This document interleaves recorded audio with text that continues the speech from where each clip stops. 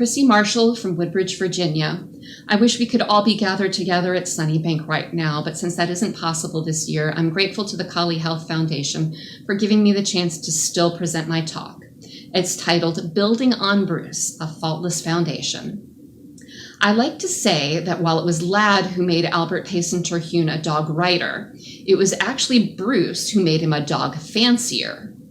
Terhune entered his first shows with Bruce. He met his mentor thanks to Bruce, and his first registered litters were sired by Bruce.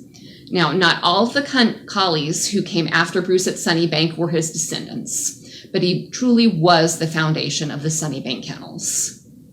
We can't talk about what came after Bruce without looking a little bit about what came before him. Bruce was born on August 8, 1909, in the Galtee Kennels of John J. Griffin in Westbury, New York. His sire was Galtee Artist, and his dam was Galtee Lassie. Galtee Artist was the son of the legendary champion Squire of Titton. And I have a photo of him that I hope you can see.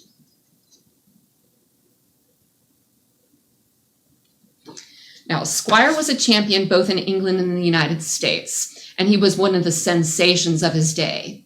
Two great American millionaire collie fanciers both wanted him. Attorney Samuel Untermeyer finally won out over legendary financier J.P. Morgan, and Squire joined Untermeyer's Greystone Kennels for the record price of $6,500. But Galtee Artist did have ties to Morgan's fabulous Cragston Kennels, too. He was a maternal grandson of Morgan's imported champion Ormskirk Artist. On his dam side, Bruce traced twice to the important early sire, English champion Wellesbourne Conqueror. I have a photo of him as well.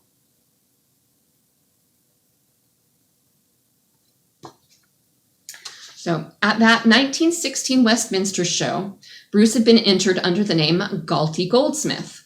But what you may not know is that he wasn't ever actually registered under that name.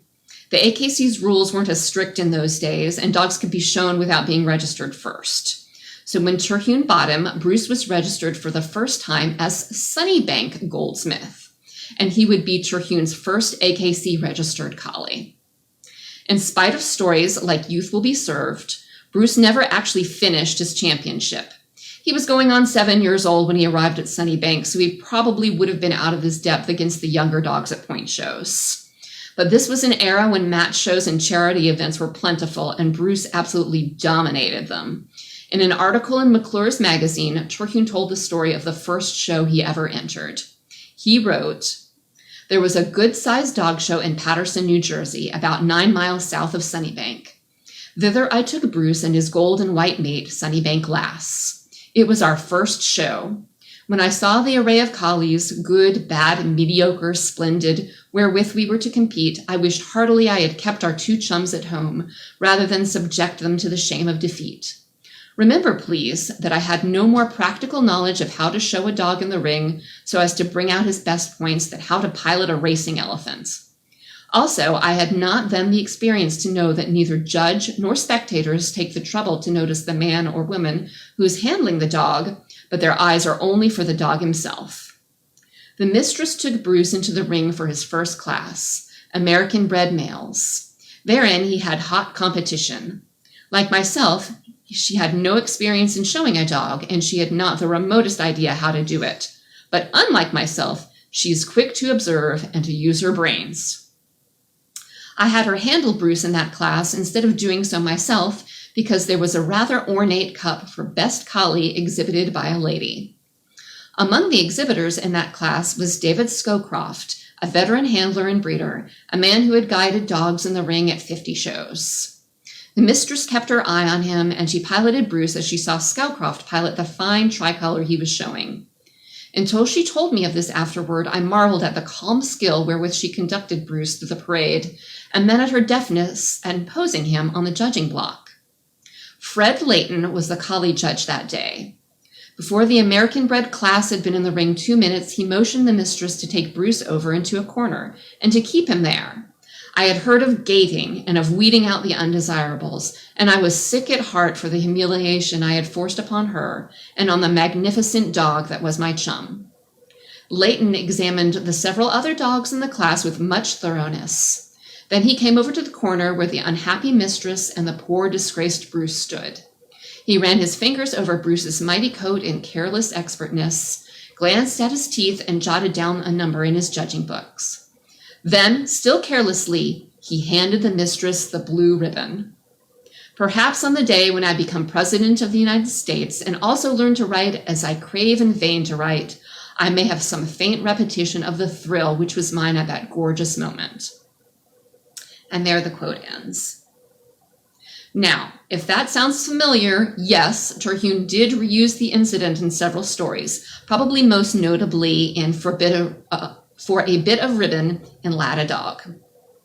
I'm hoping you caught the name Fred Leighton in what I just read because he became Terhune's mentor in the collie fancy, teaching him about everything from correct collie type to how to worm puppies. Terhune was such a fan of Leighton's champion Halgill Rival that he would mention Rival in several of his stories. And in 1922, Leighton himself would appear as the judge of the show in the book His Dog, gesturing the fictional chum into the corner of the ring, exactly as he had once done to the real-life Bruce. In December of 1917, Bruce became the sire of the very first litter of AKC-registered collie puppies whelped at Sunnybank.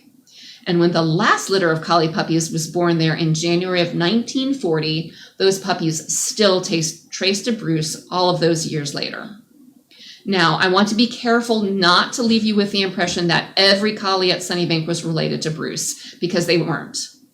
Particularly when Terhune was developing the Sunnybank show line, he focused on a combination of two other dogs, Treve, who was more formally known, of course, as Champion Sunnybank Sigurd, and Champion Alstead Aeroplane, who was the inspiration for the book Lochinvar Luck.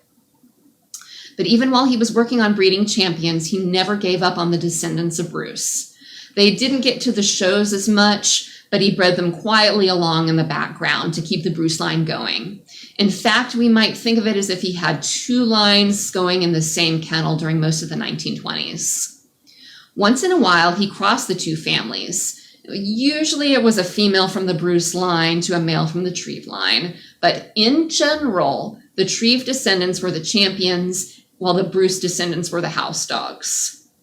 Now, these were the beloved favorites like Bobby and Grey Dawn, who were half-brothers sired by Bruce. And of course, there was Bruce's daughter, Jean, who was Sunnybank's most productive brood matron.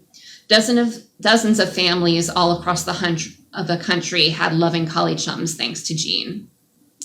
Albert Payson Terhune's study of inheritance in the collie also began with Bruce. APT was able to trace the Bruce traits down through the generations. In the book The Critter, he wrote, Bruce sometimes went to sleep, lying with his head at such an angle as to look as if his neck were broken. Never had I seen a dog do that. Years later, Bruce's grandson, Sunnybank Sandstorm, Sandy, lies with his head at that same impossible angle. Bruce's line continued through Sandy to the tricolor King Cole, and you can often spot Cole in photos of Sunnybank from the 1930s. I have one here that has a picture of Sandy also.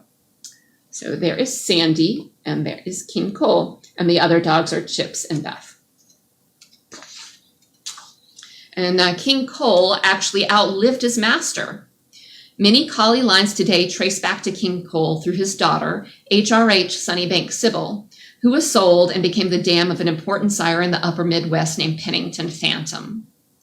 But Bruce's legacy also continued through Sunnybank Lochinvar, who was a son of Grey Dawn and Jean, which of course makes him a double up on Bruce. Lochinvar moved to the branch kennel that Terhune established with his cousin, George P. Hawes Jr., late in the 1920s, down in Pinehurst, North Carolina. And here is George Hawes with the collies of what we call Sunnybank South. Now, Lochinvar's daughter, Sunnybank Patricia, became the next important link in the chain. Hawes bred Patricia's granddaughter, Sunnybank Lady Kayadere, to the great collie sire, Champion Future of Arkin, and that produced Sunnybank Southern Girl, who completed the circle by moving from North Carolina back to Sunnybank.